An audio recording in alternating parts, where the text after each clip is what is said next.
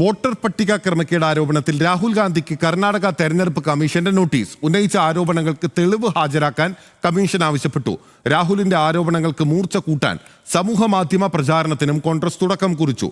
വിവാദത്തിൽ പ്രധാനമന്ത്രി നരേന്ദ്രമോദി മൗനം തുടരുകയാണ്.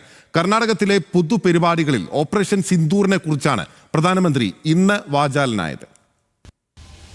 വാർത്താ സമ്മേളനത്തിൽ രാഹുൽ ഗാന്ധി കാണിച്ച രേഖകൾ തെരഞ്ഞെടുപ്പ് കമ്മീഷന്റേതല്ല. വിശദമായ അന്വേഷണത്തിന് രേഖകൾ ഹാജരാക്കണം. ശകുൻ റാണി എന്ന വ്യക്തി 2 തവണ വോട്ട് ചെയ്തെന്ന പരാമർശം തെറ്റാണെന്നും നോട്ടീസിൽ കമ്മീഷൻ വ്യക്തമാക്കി. നോട്ടീസിന് എന്ന് മറുപടി നൽകണമെന്ന് വ്യക്തമാക്കിയിട്ടില്ല. വോട്ടർ പട്ടിക ക്രമക്കേടിൽ കേന്ദ്ര സർക്കാരിനും BJPക്കുമെതിരെ പോർമുന കൂർപ്പിക്കാനാണ് കോൺഗ്രസ് തീരുമാനം.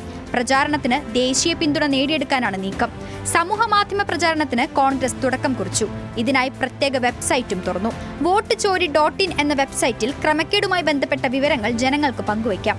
വെബ്സൈറ്റിൽ രജിസ്റ്റർ ചെയ്യുന്നവർക്ക് താൻ വോട്ട് കവർച്ചയ്ക്ക് എതിരായി നിലകൊള്ളുന്നുവെന്ന സാക്ഷ്യപത്രം ലഭിക്കുന്ന വിധത്തിലാണ് ക്രമീകരണം. ഇന്ത്യ സഖ്യ MP-മാർ നാളെ കേന്ദ്ര തെരഞ്ഞെടുപ്പ് കമ്മീഷന്റെ ഓഫീസിലേക്ക് മാർച്ച് നടത്തും. രാവിലെ 11-ന് ഇരു സഭകളിലും കടുത്ത പ്രതിഷേധമുയർത്തിയ ശേഷമായിരിക്കും മാർച്ച്. പ്രതിപക്ഷ നേതാവ് രാഹുൽ ഗാന്ധി തന്നെ മാർച്ചിന് നേതൃത്വം നൽകും. അതേസമയം രാഹുലിന്റെ ആരോപണങ്ങളിൽ പ്രധാനമന്ത്രി നരേന്ദ്രമോദി മൗനം തുടരുകയാണ്. വോട്ടർ പട്ടിക ക്രമക്കേട് ആരോപണം ഉയർന്ന ശേഷമുള്ള പ്രധാനമന്ത്രിയുടെ ആദ്യ പൊതുപരിപാടിയായിരുന്നു കർണാടകയിലെ ബാംഗ്ലൂരുവിൽ നടന്നത്. ഇത്തരം സന്ദർഭങ്ങളിൽ കോൺഗ്രസിനെയും രാഹുൽ ഗാന്ധിയെയും കടന്നാക്രമിക്കാറുള്ള മോദി മറുപടി പറയാതെ മൗനം അവലംബിച്ചു. ബംഗളൂരുവിൽ വികസന പദ്ധതികളുടെ ഉദ്ഘാടന ചടങ്ങിൽ പ്രധാനമന്ത്രി ഊന്നിയത് ഓപ്പറേഷൻ സിന്ദൂറിനെ കുറിച്ച് പറയാൻ.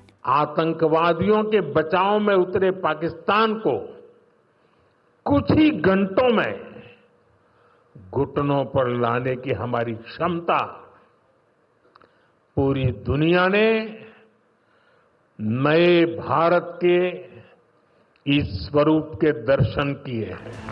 ഓപ്പറേഷൻ സിന്ദൂറിന്റെ വിജയത്തിന് പിന്നിൽ പ്രതിരോധ മേഖലയിലെ മേക്ക് ഇൻ ഇന്ത്യ പദ്ധതിക്കും പങ്കുണ്ടെന്ന് പ്രധാനമന്ത്രി പറഞ്ഞു.